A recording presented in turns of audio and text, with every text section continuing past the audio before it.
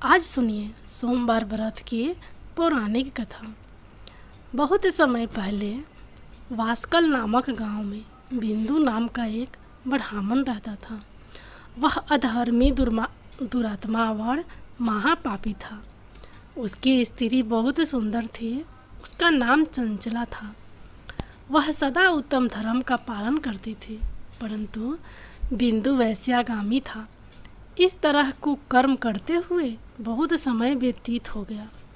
उसकी स्त्री काम से पीड़ित होने पर भी, धर्मनाश के भय से कलेश सहकर भी काफ़ी समय तक धर्म भ्रष्ट नहीं हुई, परंतु आगे चलकर वह भी अपने दुराचारी पति के आचरण से प्रभावित होकर दुराचारी और अपने धर्म से विमुख हो गई। इस तरह दूरा में डूबे हुए उन पति पत्नी का बहुत समय व्यर्थ बीत गया। वैश्यागामी दूषित बुद्धि वाला वह दुष्ट ब्राह्मण बिंदु समय अनुसार मृत्यु को प्राप्त होकर नरक में चला गया। बहुत समय तक नरक की दुखों को भोग कर वह मूढ़ बुद्धि पापी विध पर्वत पर भयंकर पिशाच हुआ। इधर उस दुराचारी बिंदु के मर जाने पर वह चंचला नाम स्त्री बहुत समय तक पुत्रों के साथ अपने घर में रहती थी। पति की मृत्यु के बाद वह भी अपने धर्म से गिरकर पराये पुरुषों का संग करने लगी थी। सती विपत्ति में भी अपने धर्म का पालन करना नहीं छोड़ती। यही तो तप है।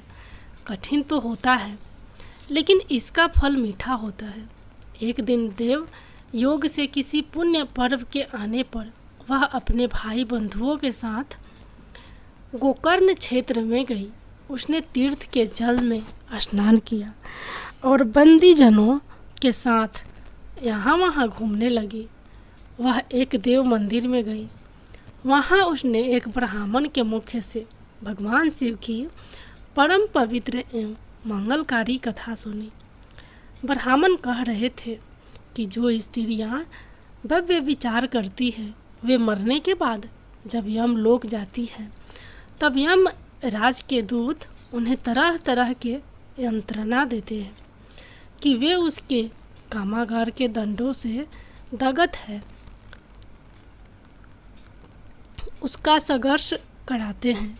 यह सारे दंड इतनी वेदना देने वाले होते हैं कि जीव पुकार कर कहता है कि अब वह ऐसा नहीं करेगा, लेकिन यमदूत उसे छोड़ते नहीं हैं। कर्मों का फल तो सभी को भोगना पड़ता है। देव ऋषि मनुष्य सभी इससे बंधे हुए हैं। ब्राह्मण के मुख से यह वैराग्य बढ़ाने वाली कथा को सुनकर चंचला भय से व्याकुल हो गई। कथा समाप्त होने पर सभी लोग वहाँ से चले गए। तब कथा बाँचने वाले ब्राह्मण देवता से चंचला ने कहा, हे ब्राह्मण, धर्म को न जानने के कारण मेरे द्वारा बहुत बड़ा दुराचार हुआ है। स्वामी, मेरे ऊपर कृपा कर मेरा उद्धार कीजिए। आपके प्रवचन को सुनकर मुझे इस संसार से वैराग्य हो गया है। मुझ मूढ़ चित्त वाली पापनी को धिक्कार है। मैं निंदा के योग हूँ। मैं बुरे विषयों में फंसकर अपने धर्म से विमुख हो गई थी। कौन मुझ जैसे को मार्ग में मन लगाने वाली पापनी का साथ देगा? जब यमदूत मेरे गले में फंदा डालकर मुझे बांध कर ले जाएंगे और नरक में मेरे शरीर के टुकड़े करेंगे, तब मैं कैसे उन महायातना को सहन कर पाऊंगी? मैं सब प्रकार से नष्ट हो गई हूँ, क्योंकि अभी तक मैं हर तरह से पाप में डूबी रही हूँ। हे ब्राह्मण, आप मेरे गुरु हैं। आप ही मेरे पिता हैं। आप ही मेरे माता हैं। मैं आपके शरण में आई हूँ। मुझ अबला का अब आप उद्धार कीजिए। इस प्रकार विलाप करती हुई चंचला ब्राह्मण देवता के चरणों में गिर पड़ी। तब ब्राह्मण ने उसे कृपा पूर्वक उठाया और इस प्रकार कहा, नारी, तुम सौभाग्यशाली हो जो भगवान शिव शंकर की कृपा से तुम्हें वैराग्यपूर्ण यह कथा सुनी है। और कथा को सुनकर समय से अपनी गलती का एहसास कर लिया है। तुम डरो मत और भगवान शिव की शरण में जाओ। उनकी परम कृपा से तुम्हारी सभी पाप नष्ट हो जाएंगे। मैं तुम्हें भगवान शिव की कथा सहित वह मार्ग बताऊंगा जिसके द्वारा तुम्हें सुख देने वाली उत्तम गति प्राप्त होगी। शिव कथा सुनने से तुम्हारी बुद्धि शुद्ध हो गई है और तुम्हें पश्चाताप हुआ है तथा मन में वैराग्य उत्पन्न हुआ है। पश्चाताप ही पाप करने वाले पापियों के लिए सबसे बड़ा प्रायश्चित है। जो मनुष्य अपने कुकर्म के लिए प्रायश्चित नहीं करता वह उत्तम गति प्राप्त नहीं करता, परंतु जिसे अपने कुकृत्य पर हार्दिक पश्चाताप होता है वह अवश्य ही उत्तम गति का भागीदार होता है। इसमें कोई शक नहीं है। शुद्ध चित्त में ही भगवान शिव और माता पार्वती का वास होता है। वह शुद्ध आत्मा पुरुष सदा शिव के पद को प्राप्त होता है। इस कथा का श्रवण सभी मनुष्यों के लिए कल्याणकारी है, अतः इसकी आराधना और सेवा करनी चाहिए। हे ब्राह्मण पत्नी, तुम अन्य विषयों से अपने मन को हटाकर भगवान शंकर की इस परम पावन कथा को सुनो। इससे तुम्हारे चित्त की शुद्धि होगी और तुम्हें मोक्ष की प्राप्ति होगी। जो मनुष्य निर्मल हृदय से भगवान शिव के चरणों का चिंतन करता है उसकी एक ही जन्म में मुक्ति हो जाती है। यह कहकर वे ब्राह्मण चुप हो गए। उनका हृदय करुणा से भर गया। वे ध्यान में मगन हो गए। ब्राह्मण का यह उपदेश सुनकर चंचुला के नेत्रों में आनंद के आंसू छलक आए।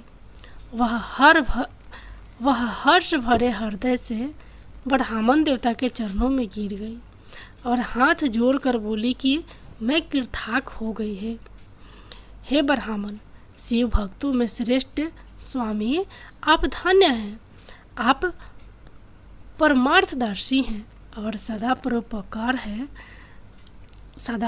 परोपकार में लगे रहते हैं। साधुओं, मैं नरक के समुद्र में गिर रही हूँ, कृपया करके मेरा उद्धार कीजिए। जिस पौराणिक और अमृत के समान कथा की बात आपने की है उसे सुनकर ही मेरे मन में वैराग्य उत्पन्न हुआ। उस अमृतमय कथा को सुनने के लिए मेरे मन से बड़ी श्रद्धा हो रही है। कृपया आप मुझे उसे सुनाइए। कथा सुनने की इच्छा मन में लिए हुए चंचला उन ब्राह्मण देवता की सेवा में वहीं रहने लगी। उस गोकर्ण नामक महाक्षेत्र में उन ब्राह्मण देवता के मुख से चंचुला भगवान शिव की भक्ति, ज्ञान और वैराग्य बढ़ाने वाले और मुक्ति देने वाली परम उत्तम कथा सुनकर कृतार्थ हुई। उसका चित्त शुद्ध हो गया। वह अपने हृदय में शिव के सगुणों रूप का चिंतन करने लगी। वह सदैव शिव सच्चिदानंदमय स्वरूप का स्मरण करती थी। इसके बाद अपना समय पूर्ण होने पर चंचला ने बिना किसी कष्ट के अपना शरीर त्याग दिया। उसे लेने के लिए एक दिव्य विमान वहां पहुंचा। वह विमान शोभा साधनों से सजा था और शिव गणों से सुशोभित था। चंचला विमान से पूरी पहुंची, उसके सारे पाप धुल गए। वह दिव्य रूप धारिणी दिव्यांगना हो गई थी। वह गौरांग देवी मस्तक पर अर्धचंद्र का मुकुट और अन्य दिव्य आभूषण पहने शिवपुरी में पहुंची। वहां उसने सनातन देवता त्रिनेत्रधारी महादेव शिव को देखा। सभी देवता उनकी सेवा में भक्ति भाव से उपस्थित थे। उनकी अंग क्रांति करोड़ों सूर्य के समान प्रकाशित हो रही थी। 5 मुख और हर मुख में 3-3 नेत्र थे। मस्तक पर अर्ध चंद्र आकार मुकुट शोभायमान हो रहा था। कंठ में नील ची, उनके साथ में देवी गौरी विराजमान थी जो विद्युत पुंज के समान प्रकाशित हो रही थी। महादेव जी की कांति कपूर के समान गौर थी। उनके शरीर पर श्वेत वस्त्र थे तथा शरीर श्वेत भस्म से युक्त था। इस प्रकार भगवान शिव के परम उज्ज्वल रूप के दर्शन कर चंचुला बहुत प्रसन्न हुई। उसने भगवान को बारंबार प्रणाम किया और हाथ जोड़कर प्रेम, आनंद और संतोष से युक्त होकर विनीत भाव से खड़ी हो गई। उसके नेत्रों से आनंद के आंसुओं की धारा बहने लगी। भगवान शंकर और भगवती गौरी उमा के करुणा के साथ सौम्य दृष्टि से देखकर चंचुला को अपने पास बुलाया। गौरी उमा ने उसे प्रेम पूर्वक अपनी सखी बना लिया। चंचला सुखपूर्वक भगवान शिव के धाम में उमा देवी की सखी के रूप में निवास करने लगी। एक दिन चंचुला आनंद में मगन उमा देवी के पास गई और दोनों हाथ जोड़कर उनकी इस स्तुति को करने लगी। हे गिरिराज नंदिनी स्कंद माता उमा, आप सभी मनुष्यों एवं देवताओं द्वारा पूजित तथा समस्त सुखों को देने वाली हैं। आप शंभु प्रिया हैं, आप ही सगुणा और निर्गुणा हैं। हे सच्चिदानंद स्वरूपा, आप ही प्रकृति की पोषक है। हे माता, आप ही संसार की सृष्टि, पालन और संहार करने वाली हैं। इस प्रकार संगीत प्राप्त चंचुला देवी की स्तुति कर शांत हो गई। उसकी आंखों में प्रेम के आंसू उमड़ आए। तब शंकर प्रिया भक्त वत्सला उमा देवी ने बड़े प्रेम से चंचुला को चुप कराते हुए कहा कि सखी चंचुला, मैं तुम्हारी इस स्तुति से प्रसन्न हूँ। बोलो क्या वर मांगती हो। तब चंचुला बोली, हे गिरी राजकुमारी, मेरे पति बिंदु इस समय कहाँ हैं? उनकी स्थिति कैसी है? मुझे बताइए और कुछ उपाय कीजिए ताकि हम फिर से मिल सके। हे महादेवी, मेरे पति एक शूद्र जाति वैश्या के प्रति आसक्त थे और पाप में ही डूबे रहते थे।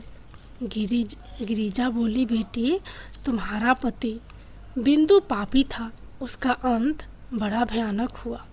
वैश्या का उपयोग करने के कारण वह मूर्ख नरक में अनेक वर्षों तक अनेक प्रकार के दुख भोग कर अवशेष पाप को भोगने के लिए विंध्य पर्वत पर पिशाच की योनि में रह रहा है और वह दुष्ट वहीं वायु पीकर रहता है और सब प्रकार के कष्ट को सहता है। गौरी देवी की यह बात सुनकर चंचुला अत्यंत दुखी हो गई।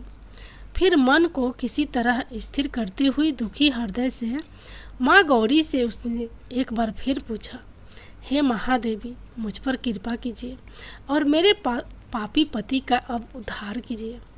कृपया करके मुझे वह उपाय बताइए जिससे मेरे पति को उत्तम गति प्राप्त हो सके।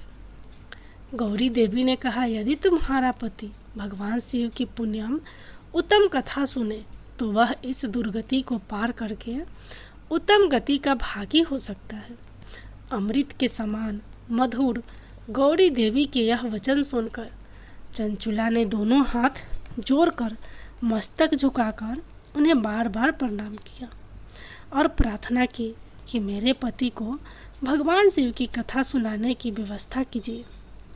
ब्राह्मण पत्नी चंचुला के बार बार प्रार्थना करने पर शिव प्रिया गौरी देवी ने भगवान शिव की महिमा का गान करने वाले गंधर्व राज तुमरो को बुलाकर कहा, तुमरो, तुम्हारी भगवान शिव में प्रीति है।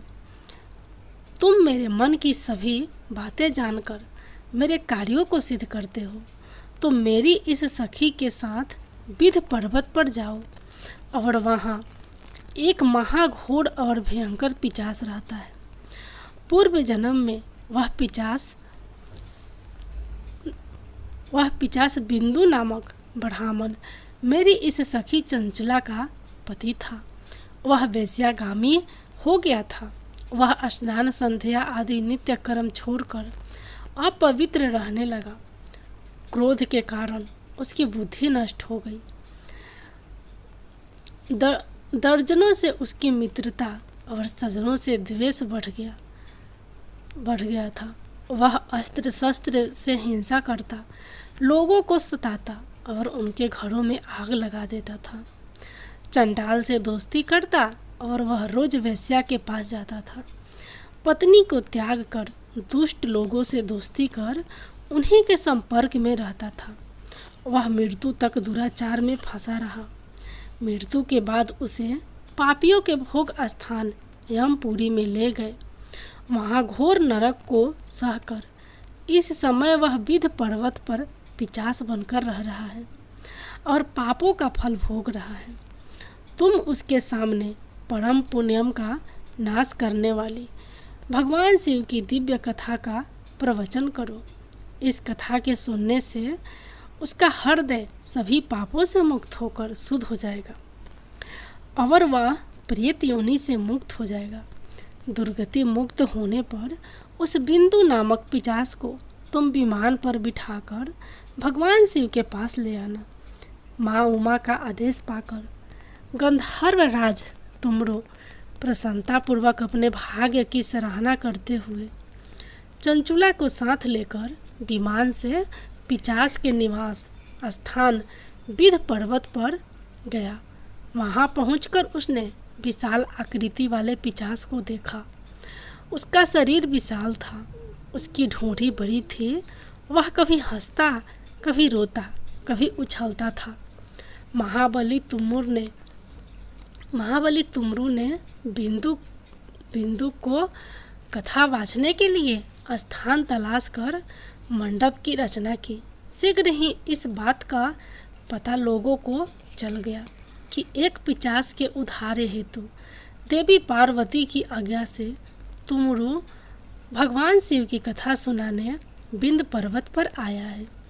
उस कथा को सुनने के लोभ से बहुत से देवर्षि वहां पहुंच गए। सभी को आदरपूर्वक स्थान दिया गया। पिशाच बिंदु को पासों में बांधकर आसन पर बिठाया गया और तब तुमरो ने परम उत्तम भगवान शिव के अमृत कथा का गुणगान शुरू किया, जिससे सभी श्रोता कृतार्थ हो गए। परम पुण्यम कथा को सुनकर पिशाच सभी पापों से मुक्त हो गया और उसने पिशाच शरीर का त्याग कर दिया। शीघ्र ही उसका रूप दिव्य हो गया। उसका शरीर गौर वर्ण का हो गया। शरीर पर श्वेत वस्त्र एवं पुरुषों के आभूषण आ गए। इस प्रकार दिव्य देहधारी होकर बिंदु अपनी पत्नी चंचुला के साथ स्वयं भी भगवान शिव का गुणगान करने लगा। उसे दिव्य रूप में देखकर सभी को बहुत आश्चर्य हुआ। उसका मन परम आनंद से परिपूर्ण हो गया। सभी भगवान महेश्वर के अद्भुत चरित्र को सुनकर कृतार्थ होकर उनका यशोगान करते हुए अपने अपने धाम को चले गए। बिंदु अपनी पत्नी चंचुला के साथ विमान में बैठकर शिवपुरी की ओर चल दिया। महेश्वर के गुणों का गान करता हुआ बिंदु अपनी पत्नी चंचुला और तुमरो के साथ शीघ्र ही शिव धाम पहुँच गया।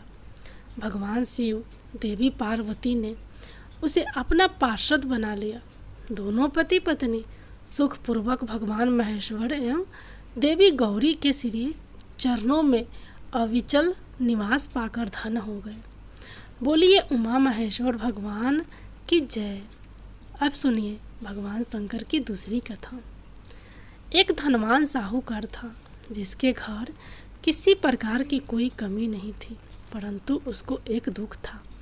उसका कोई पुत्र नहीं था। वह इसी चिंता में दिन और रात रहता था और वह पुत्र की कामना से हर सोमवार को शिवजी का व्रत और पूजन किया करता था।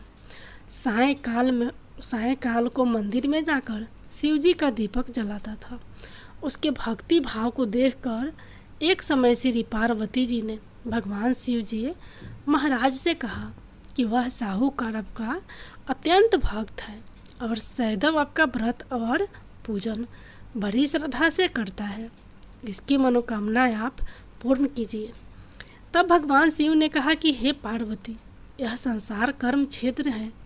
जैसे किसान खेत में जैसा बीज बोता है वैसा ही फल काटता है, उसी तरह से इस संसार में जैसा जो कर्म करते हैं वैसा ही फल मिलता है। तब माता पार्वती ने अत्यंत आग्रह से कहा कि महाराज, जब यह आपका भक्त है और इससे किसी प्रकार का दुख है तो उसको अवश्य दूर करना चाहिए, क्योंकि आप सदैव अपने भक्तों पर दयालु हैं और उनके दुखों को दूर करते हैं। यदि आप ऐसा नहीं करेंगे तो मनुष्य आपकी सेवा व्रत क्यों करेंगे। माता पार्वती जी के आग्रह को देखकर भगवान भोलेनाथ कहने लगे कि हे पार्वती, इसके कोई पुत्र नहीं है, इसी चिंता से यह दुखी रहता है। इसके भाग्य में पुत्र ना होने पर भी इसके पुत्र की प्राप्ति का मैं वर देता हूँ, परंतु वह पुत्र केवल 12 वर्ष तक जीवित रहेगा। इसके पश्चात वह मृत्यु को प्राप्त हो जाएगा। इससे अधिक मैं और कुछ इसके लिए नहीं कर सकता हूँ। यह सब बातें वह साहूकार सुन रहा था। इससे उसको ना तो वो खुश था, ना ही तो वो दुखी था। उसे कुछ कष्ट हुआ।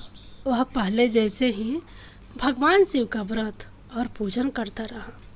कुछ समय व्यतीत हो जाने पर साहूकार की स्त्री गर्भवती हुई और उसे 10वें महीने में गर्भ से अति सुंदर पुत्र की प्राप्ति हुई।